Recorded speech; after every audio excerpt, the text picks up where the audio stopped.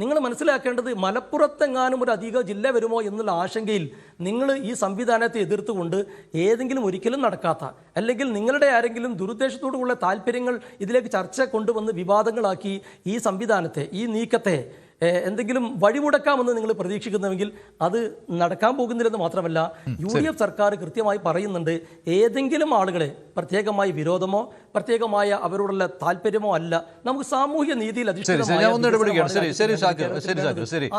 ആനന്ദ് കൊച്ചുകൂടി ഇത് നേരത്തെയും ഉയർന്നു വന്നിട്ടുള്ള കാര്യമാണ്. പക്ഷെ അന്ന് ലീഗ് ഇത് പരസ്യമായിട്ട് കൈകൊടുത്തിട്ടില്ല. പക്ഷെ ഇത്തവണ അങ്ങനെയല്ല. മുസ്ലിം ലീഗും ഉണ്ട് മലപ്പുറം ജില്ല വിഭജിക്കണം എന്ന ആവശ്യത്തിൽ. യൂത്ത് ലീഗ് നേരത്തെ തന്നെ ആ ഒരു ആവശ്യം ഉന്നയിച്ചിട്ടുള്ളതാണ്. പക്ഷേ ഇതിന്റെ ഒരു പ്രശ്നം എന്ന് പറയുന്നത് മലപ്പുറം ജില്ലയുടെ വിഭജനം അല്ല മഞ്ജുഷ, നിങ്ങൾ മലപ്പുറം ജില്ല വിഭജനം എന്ന് ചർച്ചയാക്കല്ലേ?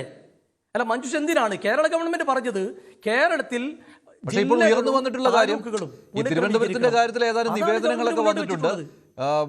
എറണാകുളം ജില്ലയുടെ കാര്യത്തിലാണെങ്കിൽ കാന്തപുരം ആ ഒരു ആവശ്യം ഉന്നയിച്ചിട്ടുണ്ട് നേരത്തെ ആ യാത്രയുടെ സമയത്ത്. പക്ഷെ ആവശ്യം ശക്തമായിട്ട് വരുന്ന മലപ്പുറം ജില്ലയുടെ കാര്യത്തിലാണ്. അത് മലപ്പുറം ജില്ലയിലാണ് ഏറ്റവും കൂടുതൽ ജനസംഖ്യ എന്നുള്ളത് തന്നെയാണ് അതിന്റെ കാരണവുമായിട്ട് വന്നിരിക്കുന്നത്.